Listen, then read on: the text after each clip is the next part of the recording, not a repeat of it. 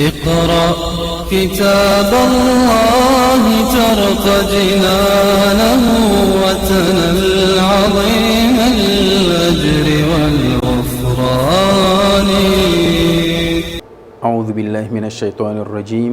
بسم الله الرحمن الرحيم. الحمد لله والصلاة والسلام على رسول الله صلى الله عليه وسلم وعلى آله وأصحابه ومن دعا بدعوته واستنى بسنته إلى يوم الدين. Caros telespectadores, Assalamu alaikum wa rahmatullahi ta'ala wa barakatuh. Este é mais um programa de Tafsir e ainda estamos no Surat Al-Baqarah. E no Surat Al-Baqarah estamos ainda com os versículos que falam do povo de Israel. E dizíamos nos programas anteriores que o Surat Al-Baqarah não traz uma lista de acontecimentos da vida do povo de Israel. Não faz uma cronologia dos acontecimentos que ocorreram na vida daquele povo, mas traz episódios daquela história para servir para nós de exemplo, de guião, para esta última nação, que é a nação islâmica, puder aproveitar dos aspectos positivos e evitar as falhas que os anteriores cometeram, para que não sejam condenados tal como os outros foram condenados. E hoje, no nosso programa, vamos começar a partir do versículo 80, onde Allah subhanahu wa ta'ala diz: Bismillahirrahmanirrahim.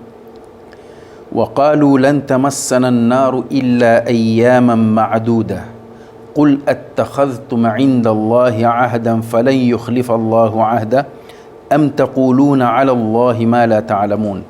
Este é um episódio, ou aliás, é mais um episódio na vida do povo de Israel. E como dizíamos nos programas anteriores, que o Alcorão, quando fala deste povo, ressalva aquilo que é a teoria da manutenção da possibilidade. Isto é, não generaliza os fatos. Sempre diz dentre eles, alguns deles, ou a maioria deles, ou uma minoria. Por quê? Porque nem todos cometiam ou cometeram essas falhas aqui mencionadas. Portanto, estamos diante de mais um episódio da vida deste povo, e aqui no versículo 80 Allah diz: وَقَالُوا لَنْ تَمَسَّنَا النَّارُ إِلَّا أَيَّامًا مَعْدُودًا.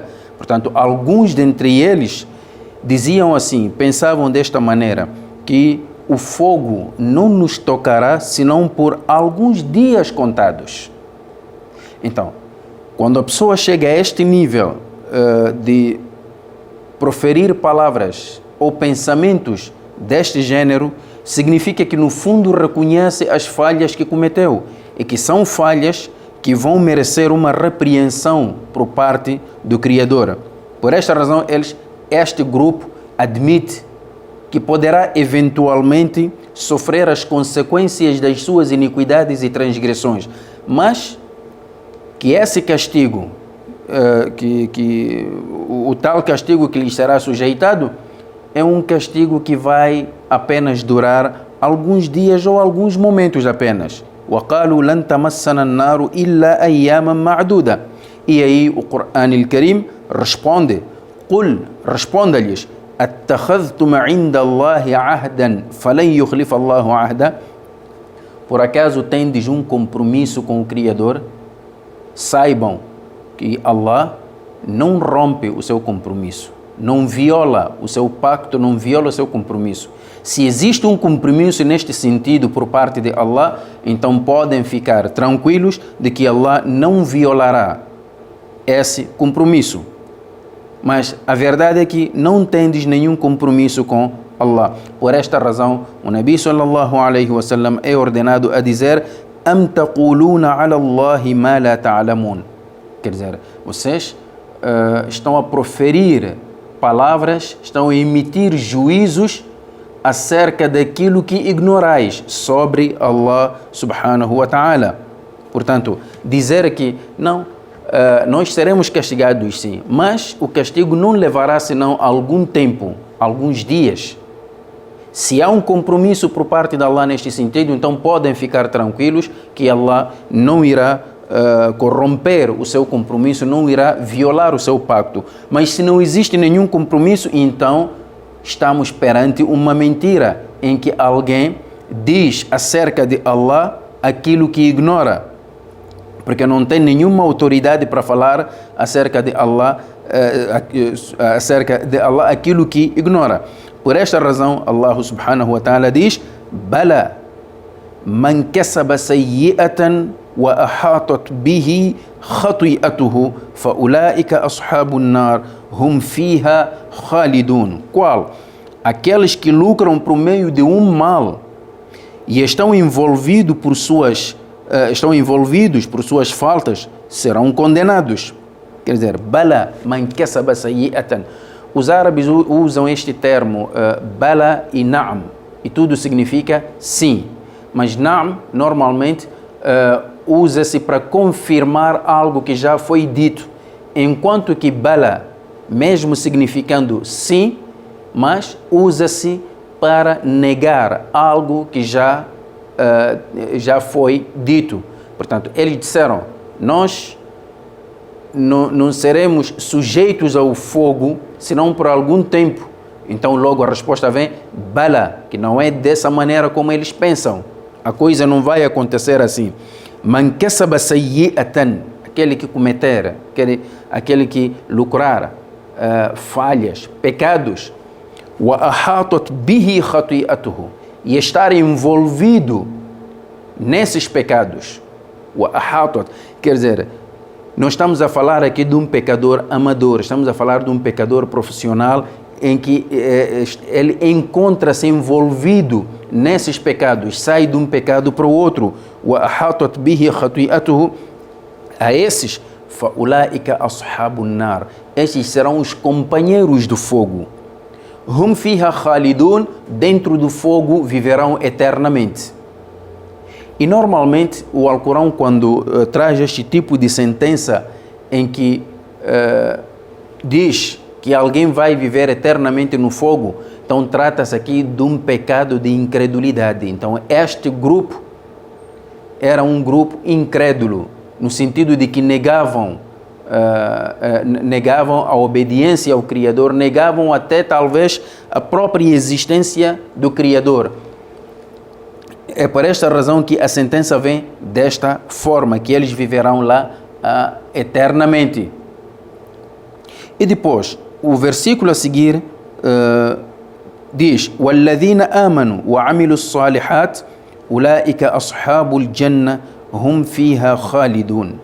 Quanto àqueles que creram e praticaram as boas ações, وَالَّذِينَ آمَنُوا وَعَمِلُوا الصَّالِحَاتِ, aqueles que creram, e o resultado dessa crença é a produção de ações virtuosas, أُولَٰئِكَ أَصْحَابُ الْجَنَّةِ. Esses serão os moradores do paraíso, serão os habitantes, os residentes do paraíso. Hum fiha khalidun, e eles também, por sua vez, viverão no paraíso eternamente, praticamente terão esta vida eterna. Esta é a sentença do Criador. Depende das nossas ações, não é? Portanto, se as ações forem aquelas ações iníquas, ações perversas, ações que contrariam o funcionamento normal da própria crença, então a pessoa condena-se a si mesmo. Mas se as ações forem virtuosas em conformidade com aquilo que o Criador revelou, então a recompensa será o paraíso. Isto veio como uma resposta para aquele grupo que dizia que nós sofreremos o castigo sim, mas por algum momento e temporariamente. Então, estes versículos foram revelados para contrariar essa tendência. Em outras palavras, o Alcorão queria dizer que eles, nesta emissão de juízos, não se baseiam numa lógica, não se baseiam em evidências claras, mas sim são conjecturas. É algo que está enraizado dentro dos seus caprichos, que na realidade não tem base nenhuma. E aí avançamos para o versículo 83, e nesse versículo Allah subhanahu wa ta'ala diz: وَإِذْ أَخَذْنَا مِيثَاقَ بَنِي إِسْرَائِيلَ لَا تَعْبُدُونَ إِلَّا اللَّهَ وَبِالْوَالِدَيْنِ إِحْسَانًا وَذِي الْقُرْبَى وَالْيَتَامَى وَالْمَسَاكِينِ وَقُولُوا لِلنَّاسِ حُسْنًا وَأَقِيمُوا الصَّلَاةَ وَآتُوا الزَّكَاةَ ثُمَّ تَوَلَّيْتُمْ إِلَّا قَلِيلًا مِنْكُمْ وَأَنْتُمْ مُعْرِضُونَ. Este é um outro episódio na vida do povo de Israel, e este versículo 83 recorda-nos do pacto que Allah fez com o povo de Israel. E o versículo, como veremos agora, traz-nos alguns elementos que constituíam esse pacto. وَإِذْ أَخَذْنَا, e recorda-te, مِيثَاقَ بَنِي إِسْرَائِيل, de quando fizemos o pacto, tomamos o pacto com o povo de Israel, com os filhos de Israel. Portanto, de uma forma geral, este foi o pacto que Allah fez com o povo de Israel. O que o pacto preconizava? O primeiro elemento desse pacto dizia o seguinte: La ta'buduna illa Allah. Deveriam adorar unicamente a Allah. Não lhe atribuir parceiros. Não adorar vestígios ou elementos da natureza, nem no céu, nem na terra, quer sejam homens ou animais ou plantas. Portanto, eles tinham que realizar, tinham que concretizar em suas vidas a pura doutrina da unicidade do Criador, né? Então, o primeiro artigo do pacto que eles fizeram com Allah preconizava isto: La ta'buduna illa Allah, não devereis adorar senão Allah. Portanto, Allah, que é o Criador, o Deus de todas as criaturas, é Ele que deve ser venerado. Portanto, o pacto começava assim.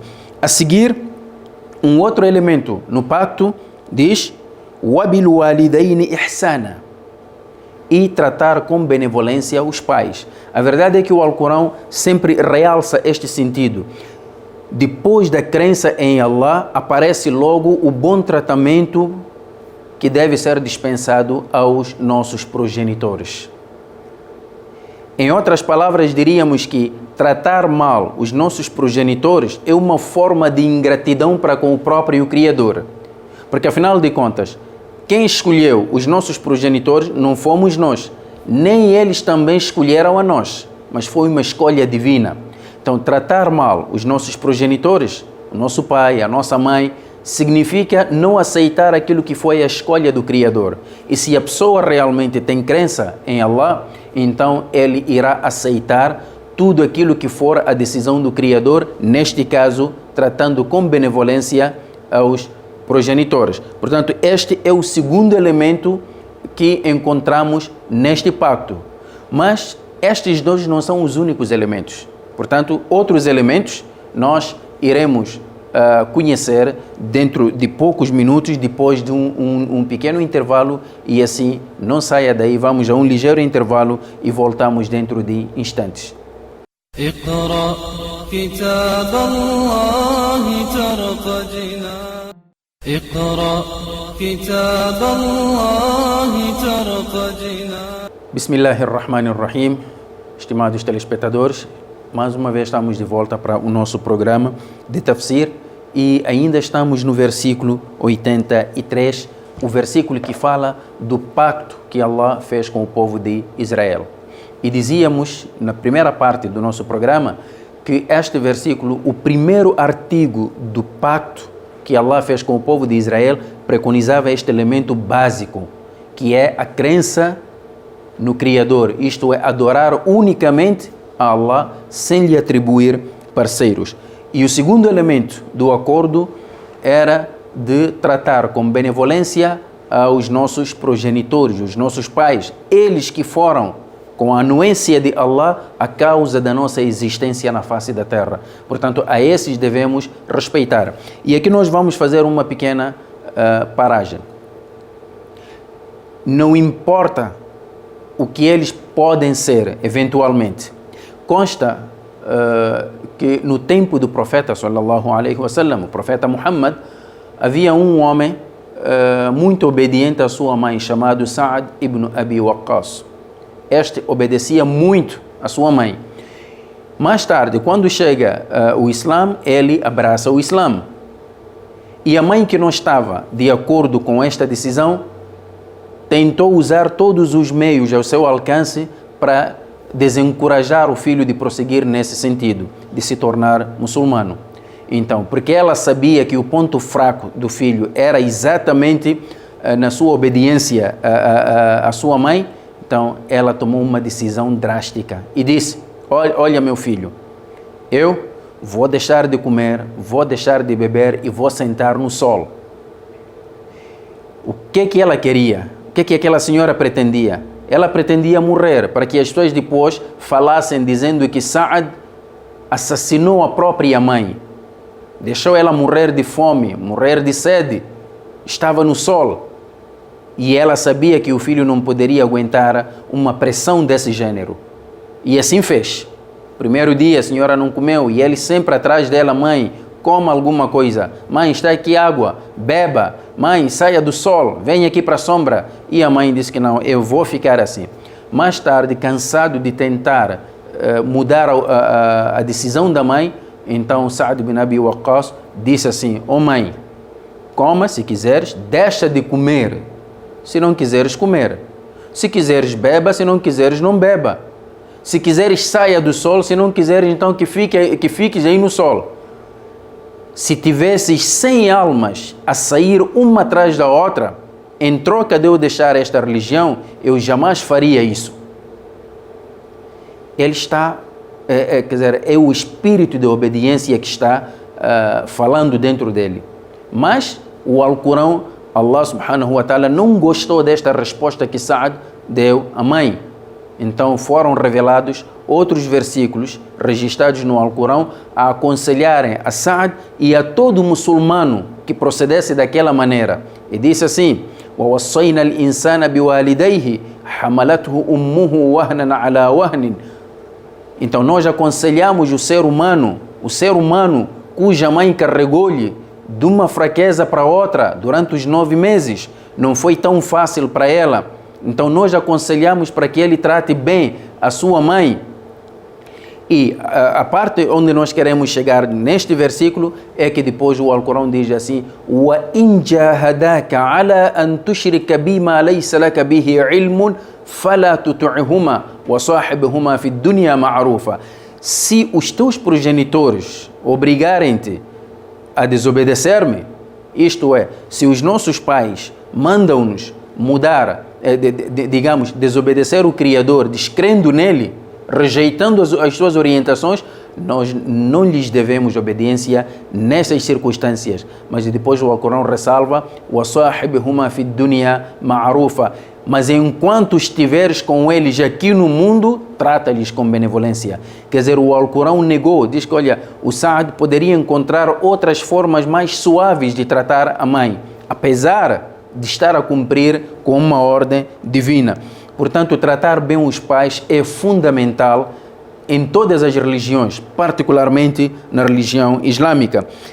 لا تعبدون إلا الله وبالوالدين إحسانا وذي القربى. Portanto, este tratamento com benevolência estende-se, além dos pais, além dos progenitores, estende-se também aos parentes mais próximos. وذي القربى, aos parentes próximos. واليتامى, aos órfãos. والمساكين, aos necessitados. Portanto, quando o Alcorão fala de parentes mais próximos, não significa que os parentes distantes não merecem esse tratamento. Mas estes são os mais privilegiados por serem as pessoas mais carentes. Portanto, órfãos, necessitados, precisam ser acarinhados. Então, este fazia parte do pacto. وَقُولُوا لِلنَّاسِ حُسْنًا, e devem proferir palavras de doçura para as pessoas. Isto é, o outro elemento neste pacto é que eles deveriam falar às pessoas com doçura, de forma suave, de forma amável, de forma afável. Portanto, o crente deve aprender essas maneiras. Isto é, não ser arrogante, não ser rude para com as pessoas, mas falar, procurar palavras amáveis, palavras de conforto para as pessoas, procurar criar um bom ambiente. Esta é a parte social. Vamos agora à parte religiosa. وَقُولُوا لِلنَّاسِ حُسْنًا وَأَقِيمُوا الصَّلَاةَ وَآتُوا الزَّكَاةَ. E devem cumprir com a oração e pagar o zakat. O que é zakat? Zakat, no sentido literal, significa brilho, significa purificação e crescimento. E zakat, no sentido teológico, significa dar uma parte do excedente. Se a pessoa tem, então aquilo que excede, de que a pessoa não precisa, então deverá dar isso aos necessitados. Então não pode, numa sociedade de crentes, não pode haver algum necessitado que careça de bens básicos e os outros não podem estender a mão de ajuda para essa pessoa. Isso não pode acontecer. Então, é preciso observar a oração e observar o zakat. Mais uma vez, vamos encontrar no Alcorão sempre uma relação muito forte entre a oração e o zakat. Por quê? Porque a oração, se é um direito do Criador, adorar Allah, o zakat é um direito da sociedade, dos nossos semelhantes. Então não faz sentido para alguém que adora Allah, alguém que venera Allah, virar as costas para os seus semelhantes. Isto é traduzido nas palavras do profeta sallallahu alaihi wasallam, onde ele diz: "La yu'minu ahadukum hatta yuhibba li akhihi ma yuhibbu li nafsihi." Nenhum de vós será verdadeiramente crente até que deseje para o seu irmão aquilo que deseja para si. Quer dizer, gostar para o seu irmão aquilo que gosta para si. Então, estes são os elementos básicos que integravam aquele pacto que Allah fez com o povo de Israel. Mas qual foi o espanto? É que um grupo dos filhos de Israel, tal como o Alcorão menciona, diz: ثُمَّ تَوَلَّيْتُمْ إِلَّا قَلِيلًا مِنْكُمْ. Então vocês viraram as costas a esse pacto, rejeitaram esse pacto, desdenharam, desprezaram, excepto uma parte, uma pequena parte dentre vós é que aceitou e assumiu esse pacto, وَأَنْتُمْ مُعْرِضُونَ, enquanto vos afastáveis desse pacto. Quer dizer, todos eles não assumiram e todos eles não rejeitaram. Alguns assumiram esse pacto e foram a minoria, enquanto que a maioria foi depravada na medida em que rejeitou esse pacto que Allah fez com eles, que na verdade beneficiava a eles. E este versículo foi revelado exatamente para recordar aos muçulmanos que as orientações que Allah plasmou aqui no Alcorão, nós não somos os únicos que fomos ordenados a cumprir. Antes de nós, outros povos também tinham as mesmas orientações. Então, se alguns deles não cumpriram, nós temos que evitar esse erro, temos que cumprir com essas orientações. E depois, vamos já para o versículo 84, onde Allah subhanahu wa ta'ala fala-nos de mais um outro episódio na vida do povo de Israel, onde Allah subhanahu wa ta'ala diz: وَإِذْ أَخَذْنَا مِيثَاقَكُمْ لا تسفكون دماءكم ولا تخرجون أنفسكم من دياركم ثم أقررتم وأنتم تشهدون وإذ أخذنا ميثاقكم. Recordai-vos de quando firmamos o nosso pacto convosco. Portanto, nós dissemos que os elementos mencionados no pacto, os elementos que acabamos de mencionar, não eram todos, eram uma parte, e aqui são mencionados outros elementos que integravam o pacto. Este agora diz: وَإِذْ أَخَذْنَا مِيثَاقَكُمْ لَا تَسْفِكُونَ دِمَاءَكُمْ. As guerras tribais que haviam entre eles. Portanto, um dos elementos do pacto preconizava o seguinte, que eles não deviam criar estes conflitos, criar estas guerras, matando-se uns aos outros. La tasfikuna dima'akum.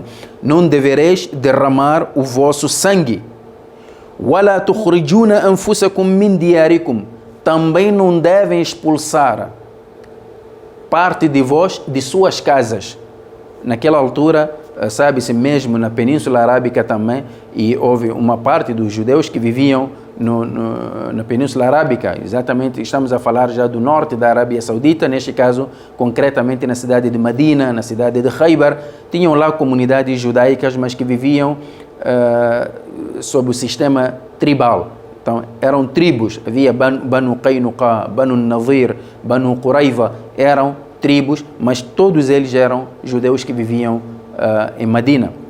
O que acontecia é que estes depois estabeleciam alianças com as tribos árabes nativas. E quando uma tribo estava em conflito com uma outra tribo, os aliados também participavam na guerra. Então acontecia que judeus aliados de uma tribo árabe combatiam judeus aliados de uma outra tribo. E aí sucedia que judeu matava judeu. Então o Alcorão proibiu essa prática. Olha, não devem derramar o vosso sangue. E depois, às vezes, alguns eram feitos cativos. E outros também eram expulsos de suas terras. Então, aqui o Alcorão proíbe essa prática. Não devereis derramar o vosso sangue. Não devereis expulsar parte de vós de suas casas. Min diarikum. Thumma aqrartum wa antum tashhadun. Acontece que quando Allah fez este pacto convosco, vocês aceitaram, né? Assumiram o compromisso, assumiram esse pacto e vocês testemunharam isso tudo. Então, como é que hoje voltam atrás e violam o pacto que fizeram com Allah? Quer dizer, Allah está a falar isto para os judeus contemporâneos do profeta Muhammad sallallahu alaihi wasallam, porque praticavam o mesmo que os seus antepassados praticaram. Este pacto foi feito muito antes da chegada do profeta Muhammad. Foi feito com o povo de Israel que viveu com Moisés, com Nabi Musa. Mas porque as atitudes eram tão semelhantes, Allah considerou aqueles judeus que viveram com o profeta Muhammad em Medina como se estivessem a seguir os passos dos seus antepassados. Então aí a sentença seria global. Portanto, este foi mais um elemento daquele pacto de que eles não deveriam derramar o sangue. Não deveriam expulsar parte deles de suas casas. E se de um lado Allah proibia isto aos judeus, naturalmente proibia também aos árabes que haviam abraçado o Islã. Mas a verdade é que, mais uma vez, este pacto, apenas uma ínfima parte assumiu este compromisso e a sua maioria foi depravada. Portanto, nós vamos parar por aqui, porque o pacto não termina por aqui. Há mais outros elementos que vamos conhecer ainda deste pacto, mas isso será já num próximo programa. Até lá, deixo-vos na paz e misericórdia do Criador. Jazakumullahu khairan. Wassalamu alaikum wa rahmatullahi ta'ala wa barakatuh. اقرأ كتاب الله ترق جنانه وتنل عظيم الأجر والغفران.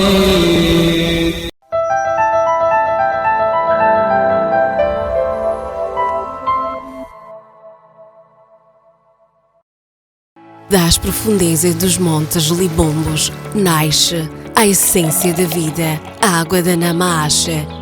Cada gota é um motivo para sorrir, para relaxar e contemplar o que nos faz tão bem. A água da Namache faz tão bem.